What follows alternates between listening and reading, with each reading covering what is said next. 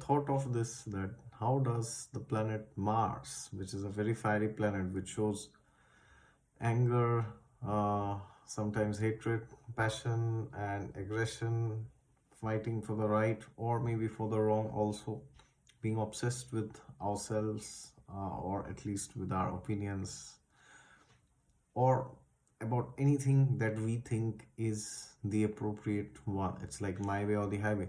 Ever thought how and why this planet Mars, which actually is the lord of Aries, which absolutely makes sense, but ever thought why does this planet rule a water sign? Why? I mean, it's such a contradiction, because whatever Mars represents, it's all about Aries, right? It's all fiery, and to some extent there is windy and earthy element. But how in the universe is water related to Mars? Because water is that which extinguishes fire, right? So according to that rule, Mars should be staying far away from water signs, right?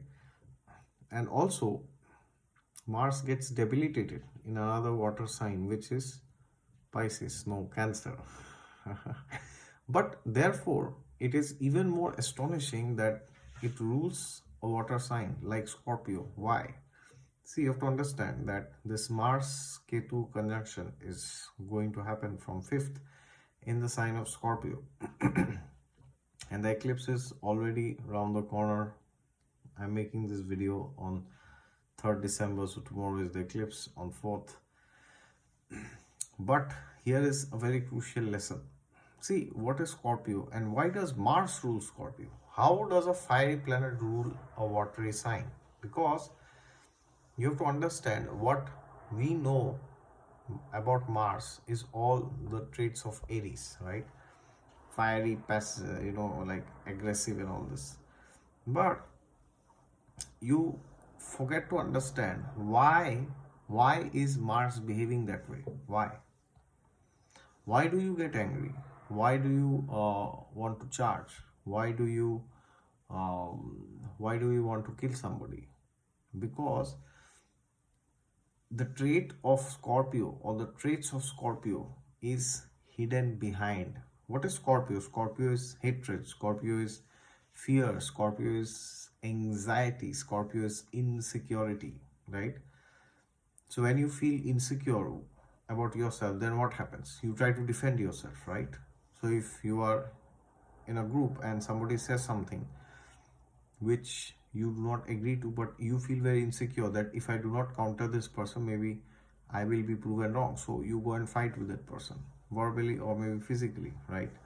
Or maybe intellectually. Either ways you are fighting. It's expression of the trait of Aries, right?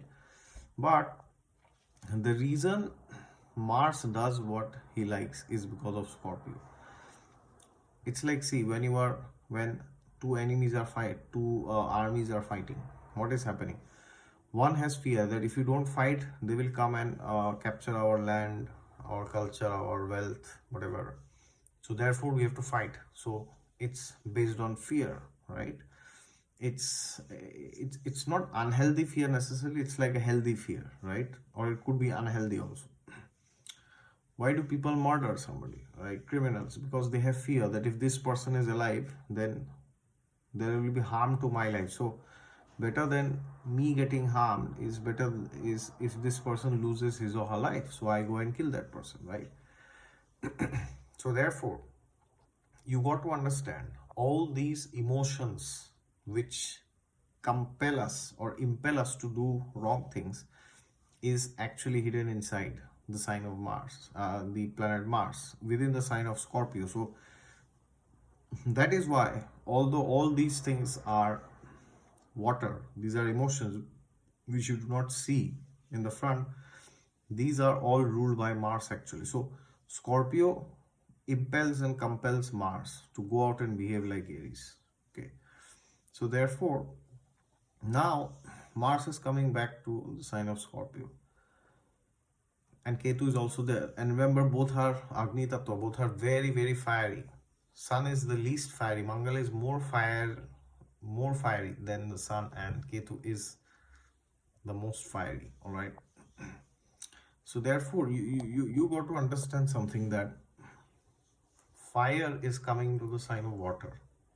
What does it mean? Both two fiery planets coming into a water sign.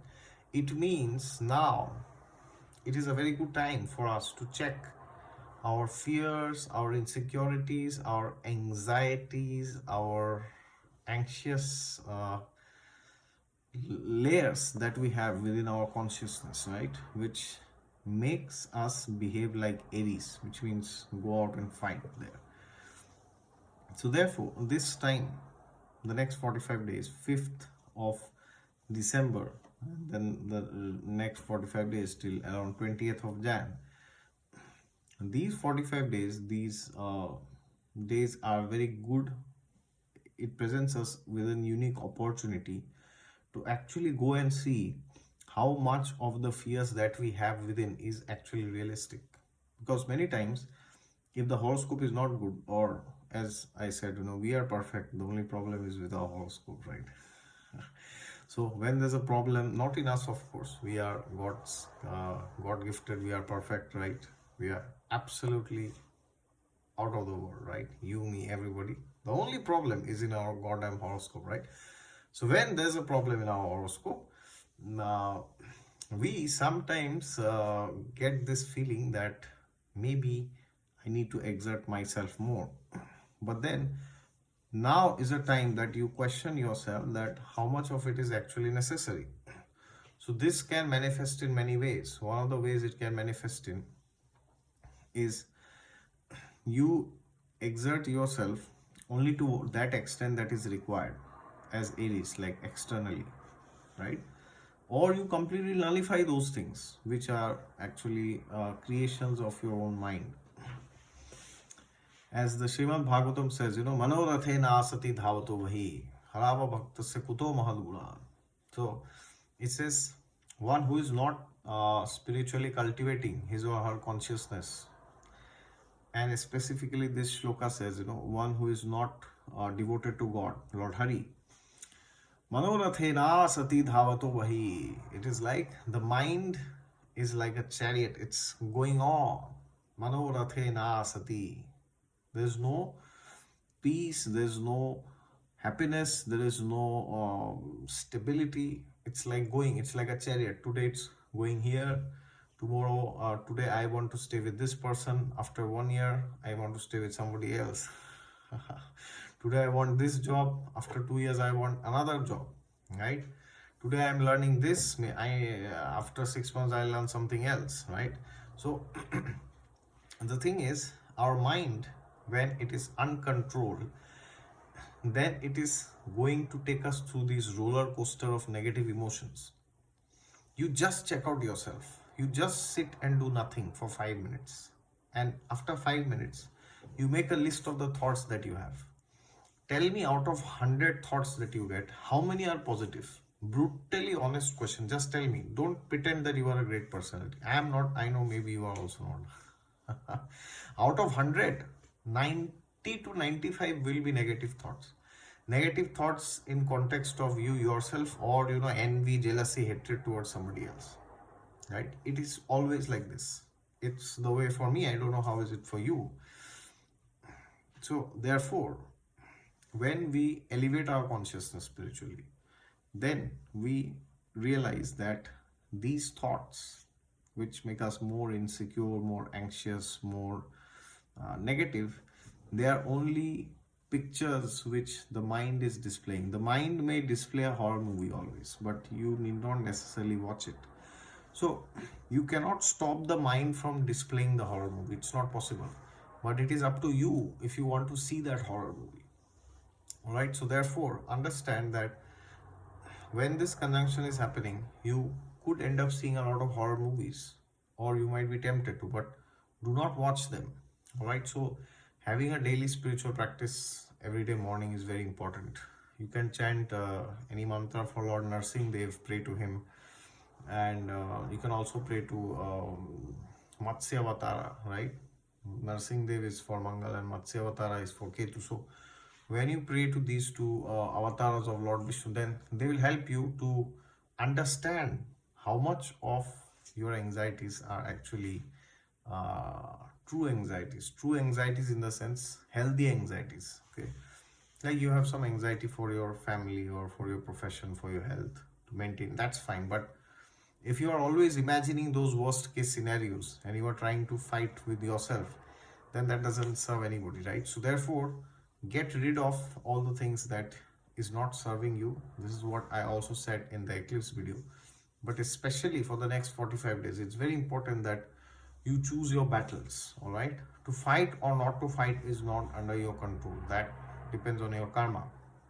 But you have the power to choose your battles. Will you see the horror movies which your mind shows you always? Or will you see a good movie?